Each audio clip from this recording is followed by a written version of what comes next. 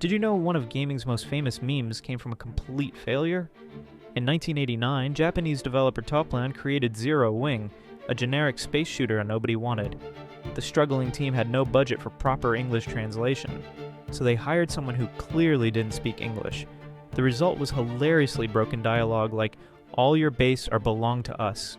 Zero Wing flopped instantly and vanished into arcade history.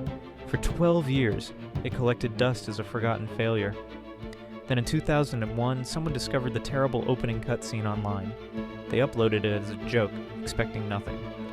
But the internet exploded. All Your Base became the first viral gaming meme. Remixes, parodies, and references spread everywhere. This accidental phrase became more famous than successful games of its era. Sometimes the worst translation creates the best entertainment.